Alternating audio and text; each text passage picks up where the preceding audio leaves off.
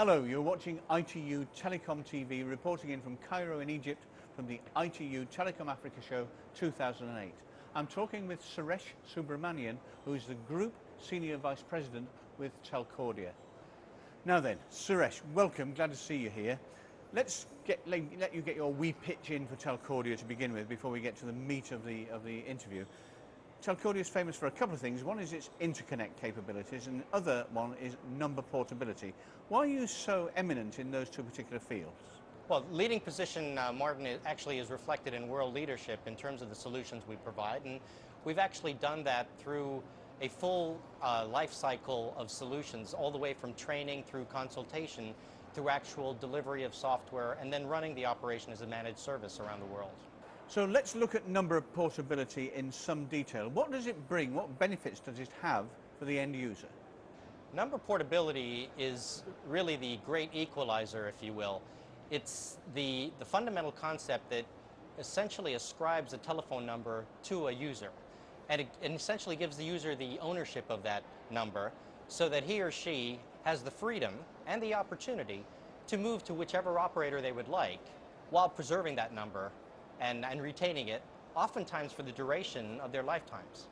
So in other words, what you're saying is, in the modern world, a person has a name and an identity and also has a number, a personal number that follows them through life for their communications. Correct. And I think, you know, as many of us are familiar with, around the globe, and certainly in emerging markets, the association between a person and their mobile phone number is already very strong. And the desire of individuals to be able to have that freedom to move to new operators while keeping that phone number with them is especially strengthened. And number portability essentially provides them the opportunity to actually have that capability. Interesting you should say that. Africa is by definition a mobile continent. It never has been wired, it never will be wired. It's simply too big and too difficult. That means for the bulk of the population here, mobile communications is the only way forward. What does that mean for the development of the industry? That's a very good question, Martin. If we look at Egypt, where we are today, in Egypt it's an interesting intersection of being in Africa and being in the Middle East, if you will. And in fact, just late March, early April timeframe, we actually introduced our number portability solution in Egypt. It went live, and with the mobile operators right now, we're essentially seeing a situation where consumers, now that they have the opportunity to move between operators, are actually taking advantage of that opportunity. And while many people think that this may actually be a threat or is something that they need to fear, we've observed globally that this actually improves the overall quality of service, the overall range of services, the overall geographic coverage that operators provide.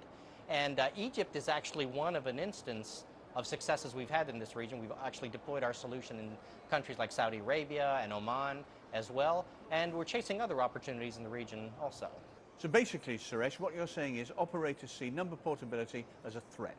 Right. I mean, it's very interesting, Martin. If you go around the region, in fact, if you go around the world, in any country, the incumbent operator is usually the first one to complain because they see this as a threat and a vehicle to lose customers, as opposed to an opportunity to, in fact, attract and retain customers for the longer term.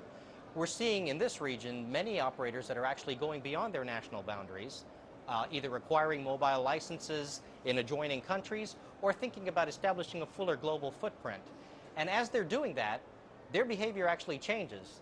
The incumbent operator in country X is afraid of number portability.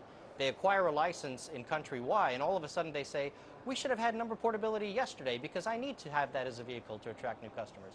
So the behavior changes based on where you're at, but unequivocally and unilaterally I can say that it is an opportunity, and it gives every operator the real benefit I think that they should be providing consumers, which is choice to go after better quality, better service, better price. So are you saying then that mobile telephony stimulates competition, and competition in its turn stimulates economic growth? Exactly.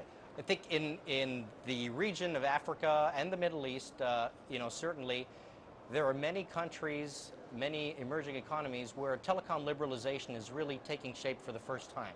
It's been talked about for many years, but finally the vehicles are in place. Good, strong regulation, appropriately adapted for the national concerns, with operators that really understand now not only how to operate in their own countries, but across national boundaries. And so as they go into offering new services like mobile telephony and so on, we're actually seeing a increased ability of these operators to provide these advanced services like mobile telephony and so on. And this, in fact, while improving the operator's provision of services, also is actually improving the opportunity to elevate the economy. So economic growth, economic opportunity are kind of ancillary benefits, but they're greatly facilitated by number portability. Suresh Subramanian, thanks very much indeed. Thank you very much, Martin.